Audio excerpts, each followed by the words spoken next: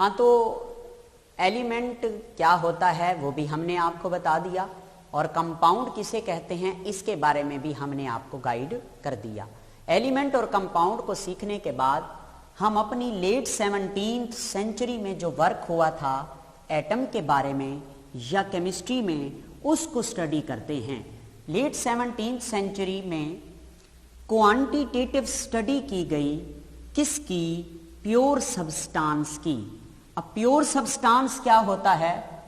یہ دیکھیں، یہ آپ کے سامنے ایک کیپ ہے اور میں اسے پیور سبسٹانس کہہ سکتا ہوں، یا ہمارے پاس گلاس ہے، اس گلاس میں موجود ہے پانی، اس میں اور کچھ نہیں ہے، صرف پانی ہے، اسے بھی میں پیور سبسٹانس کہہ سکتا ہوں، امپیورٹی نہ ہو جس میں۔ اچھا، تو انہوں نے اس پیور سبسٹانس کی کوانٹیٹیو اسٹڈی کی، یعنی اسے اندر سے اسٹڈی کیا کہ یہ پیور سبسٹانس کس چیز سے مل کر بنے ہوئے ہیں، کس کے بنے ہوتے ہیں۔ تو انہیں پتا چلا کہ یہ جو پیور سبسٹانس ہیں ان کے اندر ایلیمنٹس پائے جاتے ہیں۔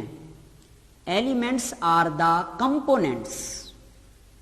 اینٹ جو ہوتی ہے وہ ملتی ہے اور دیوار بناتی ہے، تو دیوار کا کمپوننٹ اینٹ ہے، تو پیور سبسٹانس کا کمپوننٹ کون ہوگا؟ ایلیمنٹس ہوں گے۔ ایلیمنٹس آپس میں ملیں گے تو ہی پیور سبسٹانس بنے گا۔ ظاہر ہے، پانی کو دیکھیں، واٹر میں دو طرح کے ایلیمنٹ موجود ہوتے ہیں، ایک ہائیڈروجن کا ایلیمنٹ ہوتا ہے اور ایک آکسیجن کا ایلیمنٹ ہوتا ہے۔ تو یہ سٹڈی کب ہوئی؟ لیٹ 17th سینچری میں ہوئی، 17th سینچری کے آخر میں۔ اس کے بعد انہوں نے یہ بھی بتایا کہ یہ جو ایلیمنٹس ہوتے ہیں، سن لیں جناب، یہ جو ایلیمنٹس ہوتے ہیں یہ آپس میں کمبائن ہوتے ہیں، ملتے ہیں اور بناتے ہیں کمپاؤنڈس، اور میں آلریڈی تمہیں بتا چکا کہ یہ کمپاؤنڈس کیا ہوتے ہیں۔ اور انہوں نے یہ بھی بتایا کہ یہ جو کمپاؤنڈس ہیں ان کو جب ہم توڑتے ہیں، کمپاؤنڈس کو جب ہم بریک ڈاؤن کرتے ہیں، توڑا جاتا ہے ان کو، تو اس وقت دوبارہ وہی ایلیمنٹس حاصل ہوتے ہیں جن سے یہ کمپاؤنڈ بنا تھا۔ اوکے، اس کے بعد تیسرے نمبر پہ ہے 1808 کے اندر 1808 میں ایک سائنٹسٹ تھا جسے ہم انگلش اسکول ٹیچر کہتے ہیں۔ انگلش اسکول ٹیچر کا مطلب یہ نہیں ہے کہ یہ انگلش پڑھاتا تھا اسکول میں، نہ، انگلش مین تھا، انگریز تھا، ہاں اسکول میں پڑھاتا ضرور تھا۔ انگلش سائنس ٹیچر، نام ہے جناب اس کا جوہن ڈالٹن۔ جوہن ڈالٹن، جوہن ڈالٹن نے دو لاز پیش کیے تھے۔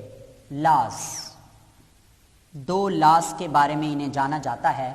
ایک لا تھا جس کا نام ہے law of conservation of matter, law of conservation of matter, اور دوسرا لا جو انہوں نے دیا وہ تھا law of definite proportion, law of definite proportion. سنیں ان کا مطلب کیا ہے۔ Law of conservation of matter کا مطلب ہوتا ہے کہ matter could not be divided، matter جو ہے نہ ہی اس کو ہم توڑ سکتے ہیں اور نہ ہی ہم اس کو بنا سکتے ہیں، یعنی matter can not be created اور ڈسٹرائڈ کا مطلب ہوتا ہے تباہ کر دینا، ختم ہو جائے ایک چیز، تو ہم خود نہیں کر سکتے کسی بھی میٹر کو۔ اب ہم میرے ہاتھ میں 3 مارکر ہیں، میں کہوں یہ جی 10 ہو جائیں، ایسا نہیں ہو سکتا، تو ہم کچھ نہیں کر سکتے، اسے لا آف کنزرویشن آف میٹر کہتے ہیں۔ اور اسی طرح ہے جناب لا آف ڈیفینٹ پروپورشن، یعنی ہر چیز کو قدرت نے ایک خاص پروپورشن سے بنایا ہے، خاص تناسب سے بنایا ہے۔ پانی کے اندر ہائیڈروجن اور آکسیجن خاص تناسب سے ہیں، یہ نہیں ہے کہ ہم اپنی مرضی سے جتنی ہائیڈروجن کی مقدار اس میں ایڈ کر دیں اور آکسیجن ڈال دیں، نہیں، ہم کو اللہ پاک نے قرآن میں بھی فرمایا کہ ہم نے ہر چیز کو ایک خاص ترتیب سے بنایا ہے۔ تو اب انسان بھی تو ایک خاص ترتیب سے بنے ہوئے ہیں، ہمارا ناک اگر ماتھے پہ ہوتا تو ہم کتنے برے لگتے، تو ایسا نہیں ہے۔ Every thing in this universe is fixed, her proportion के साथ, मतलब एक प्रोपोर्शन के साथ वो बनी हुई है। जी जनाब, तो ये दोनों लॉज किसने दिए थे? जोहन डाल्टन ने। इन दोनों लॉज की बेस पर उसने एक्सप्लेन किया, किसको एक्सप्लेन किया? एग्जिस्टेंस ऑफ एटम को, एग्जिस्टेंस ऑफ एटम, के एटम पाया जाता है। तो आप बता सकते हैं कि मिस्टर जोहन डाल्टन ने क्या काम किया था। दूसरे नंबर पे इसने एक एटॉमिक थ्योरी पेश की जिसे डाल्टन्स एटॉमिक थ्योरी का नाम दिया जाता है। डाल्टन्स एटॉमिक थ्योरी या थ्योरी, जो भी आप पढ़ें। तो ये शार्ट क्वेश्चन भी आता है बोर्ड के एग्जाम में कि what is the Dalton's atomic theory. तो इसके बारे में लिखेंगे कि all matter is composed, all matter is composed of atoms of different elements comma which are differ in their properties। लो जनाब, आपको एटॉमिक थ्योरी के बारे में बताया। All matter is composed of atoms of different element, तमाम matter different elements के atom से मिलकर बने होते हैं। वही पुरानी बात है मगर उसको रीराइट कर दिया गया, एक खास तरीके से लिखा।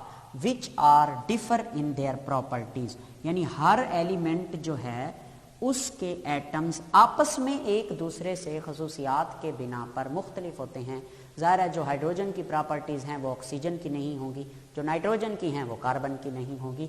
तो this is called Dalton's atomic theory, और ये शॉर्ट क्वेश्चन भी बोर्ड के पेपर में आ जाया करता है। उसके बाद बात करते हैं चौथे नंबर पर, एक साइंटिस्ट है जिसका नाम है जे बर्जीलियस।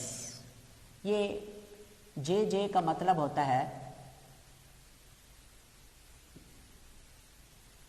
Jones Jacob Berzelius. इस बंदे ने क्या कंट्रीब्यूशन दिया एटम के बारे में? तो इसने एटॉमिक मैसेज डिटरमाइन की है, एटॉमिक मैसेज ऑफ एलिमेंट्स, यानी किसका एटॉमिक मैस क्या है। जैसे आप 9th क्लास में पढ़ चुके कि कार्बन का एटॉमिक मैस 12 AMU होता है। तो ये इस बंदे ने, मतलब बहुत सारे ऐसे एलिमेंट्स हैं पीरियोडिक टेबल के जिनके एटॉमिक मैसेज इसी बर्जीलियस ने दिए थे। और मैं एक जगह पढ़ रहा था कि इसने अपनी ज़िंदगी के 10 साल लगा दिए सिर्फ 50 एलिमेंट्स के एटॉमिक मैसेज को डिटरमाइन करने में, और ऐसा करते करते इसको कम से कम 2000 एक्सपेरिमेंट करने पड़े, 2000। तो ये जे बर्जीलियस का काम था। इसके अलावा इस बंदे ने ना जनाब एक सिस्टम डेवलप किया, और उस सिस्टम का मकसद था एलिमेंट्स को सिंबल प्रोवाइड करना। ये सिंबल जो होता है कि कैसे सिंबल, जैसे एक कार्बन एक एलिमेंट है तो हम इसका सिंबल लिखते हैं C। इसी तरह नाइट्रोजन एक एलिमेंट है और हम इसका सिंबल लिखते हैं N। इसी तरह हम बात करते हैं गोल्ड की, तो गोल्ड एक एलिमेंट है और इसका सिंबल AU है। देखें कार्बन में पहला जो C है वो इसका एलिमेंट हुआ, और नाइट्रोजन में N सबसे पहला जो डिजिट है वो नाइट्रोजन, मगर गोल्ड में AU है। AU का मतलब होता है आरम। ये इसका, अब देखें लातीनी जुबान में भी नाम रखे गए थे एलिमेंट्स के, जैसे जैसे वो डिराइव हुए, यूनानी में भी रखे गए थे, तो उसी बेस पे इनके पुराने नाम हैं और सिंबल भी इनके पुराने हैं। तो उसके बाद हम आपको बताएंगे कि एटम की जो मॉडर्न डेफिनेशन है वो क्या होती है। एटम के टॉपिक की आखिरी बात यह है कि पुरानी डेफिनेशन तो हमने बता दी, अब न्यू डेफिनेशन जो एटम की है, जिसे मॉडर्न डेफिनेशन ऑफ एटम कहा जाता है और जिसे पेपर में हम लिखते हैं जब हमसे सवाल पूछते हैं, वो कौन सी होती है। तो आए फिर लिखते हैं डेफिनेशन, ना मॉडर्न डेफिनेशन, जी मॉडर्न डेफिनेशन ऑफ एटम। आओ फिर लिखूं मॉडर्न डेफिनेशन ऑफ एटम क्या होती है। It is the atom is the smallest particle। और ये बात तो तुमने हमें पहले भी बताई थी, मगर नहीं, जो आगे लिख रहा हूँ वो देख लें। Atom is the smallest particle of an element. अब है काम की बात, which can take part in a chemical reaction। Atom किसी भी एलिमेंट का वो छोटा जर्रा है जो केमिकल रिएक्शन में हिस्सा ले सकता है, पार्टिसिपेट कर सकता है। ग्रीक फिलासफर कहते थे कि एटम को हम डिवाइड नहीं कर सकते, मगर न्यू डेफिनेशन कहती है कि कौन से साइंटिस्ट हैं जो न्यू डेफिनेशन में इन्वॉल्व हैं, वो हम आपको 5वें चैप्टर में बताएंगे। मगर न्यू साइंटिस्ट के मुताबिक एटम को डिवाइड किया जा सकता है, इसीलिए तो ये टेक पार्ट करता है, हिस्सा लेता है, किसके अंदर, केमिकल रिएक्शन के अंदर। और इनकी ये बात एक्सपेरिमेंटल है, तजर्बाती है। ओके, तो एटम की डेफिनेशन पढ़ने के बाद ये देखते हैं कि देयर आर 2 टाइप्स। कुछ एटम ऐसे होते हैं जो इंडिपेंडेंटली एग्जिस्ट करते हैं और कुछ एटम होते हैं जो कैन नॉट